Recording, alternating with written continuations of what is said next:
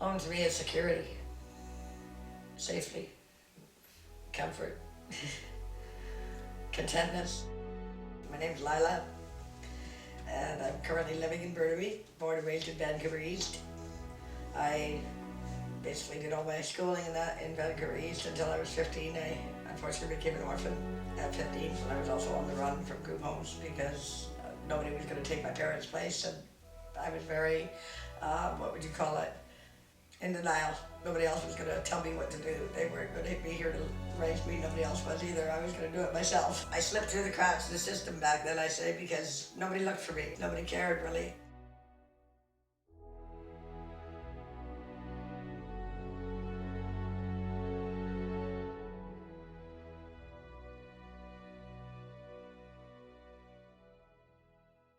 Progressive Housing Society is not just a housing provider. Really, our focus is providing the necessary support services to some of the most vulnerable citizens in Burnaby. So we start by addressing some of their most basic needs and then work towards stabilizing them and then focusing on their recovery. Staff work with them on developing life skills, working towards some vocational training. We have individuals that now volunteer with us. Maybe they're not able to work a full-time job because they have a disability, but they're able to give back to the community by volunteering.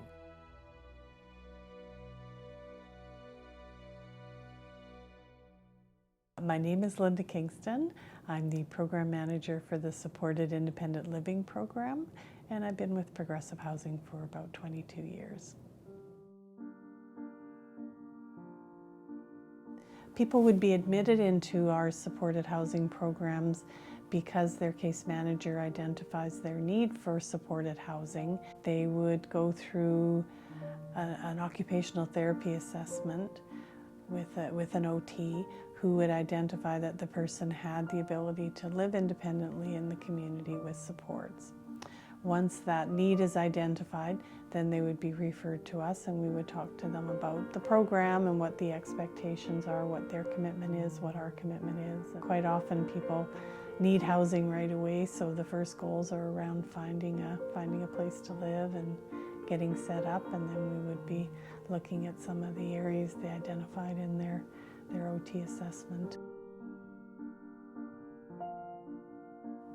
The vacancy rate in Burnaby right now is 0.7%. There's not a lot of affordable housing options or housing programs out there. We're really struggling right now with finding vacancies that would fit the people that we see looking for housing. Ooh, he'll bite you. They jump right at you. Oh yeah, I felt him touch me.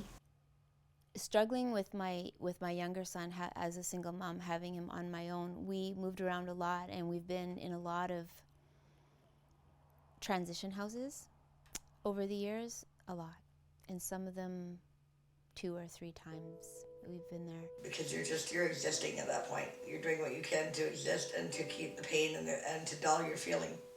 So you're out there doing whatever you have to do to survive, so you don't feel that void. So you don't feel the cold, so it doesn't matter if you're sleeping in a park under a tent or tarp. You just numb yourself to those feelings. Some of our homeless folks that we see have been on the street for 15 to 20 years, and they've been struggling and surviving on the street, and they're not quite ready for a really structured program. What they need is a sort of no strings attached housing option, which is the Housing First philosophy, is taking individuals from where they are on the street and secure them housing, and gradually over time the goal would be hopefully some of those people would be a good fit for other more structured programs.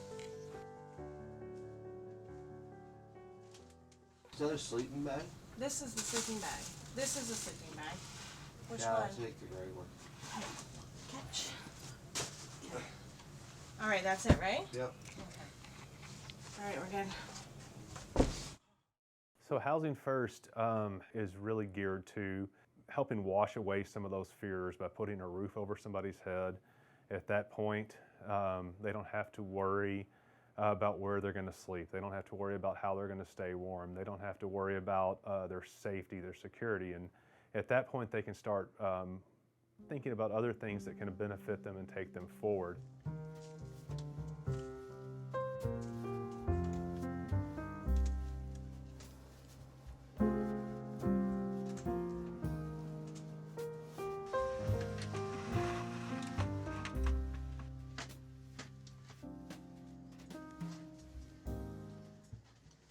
Like this half, and we didn't see anybody. We talked to park staff, and they said, "Oh yeah, there's people down there," but you know, they were invisible when we were there. Well, all we can do is try. Yeah.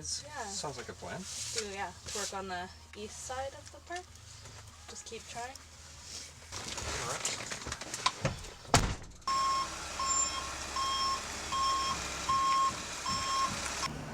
So my name is Victoria. I am an outreach worker at Progressive Housing, and right now we are in Central Park in Burnaby, looking to meet with people who are sleeping here and have set up camps to get them in touch with some services.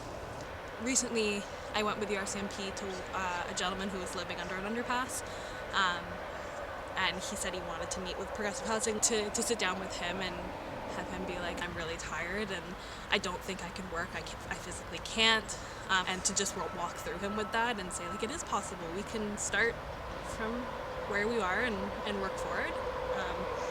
I don't know, I think it's always really powerful in those moments.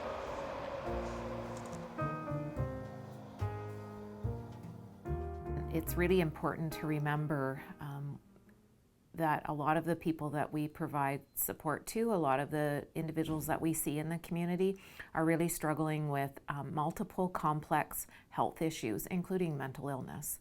And part of what Progressive Housing does is to help those individuals move from their state of illness to a recovery state.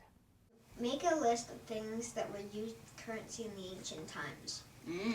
Well, everything.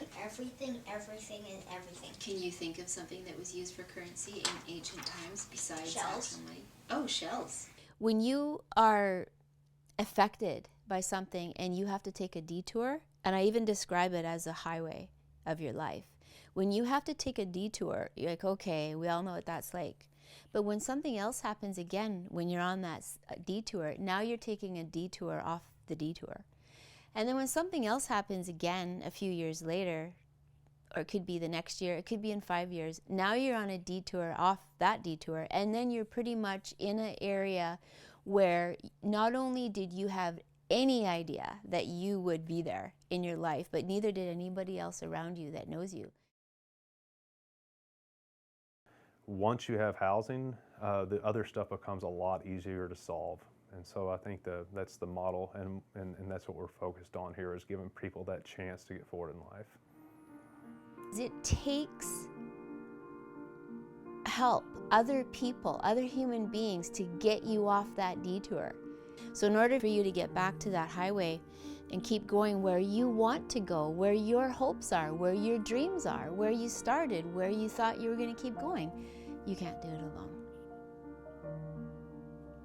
Well, how do you give somebody a job if they have no stability, no nutrition, no hygiene, no clean clothes to put on, no rest for the brain to think, to function? People can't move forward if they have nothing.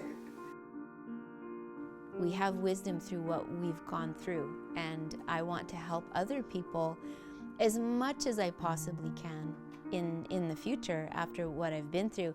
But I wouldn't be where I am. I wouldn't be as peaceful, as calm. I wouldn't be as settled with my post-trauma if I didn't have organizations like Progressive Housing that I qualify for in my situation. I would still be surviving. Alan, guess what this is? Here, get your house key. Happy belated birthday. Alright, I'm happy for you. Alright, we gotta get that coffee. Okay?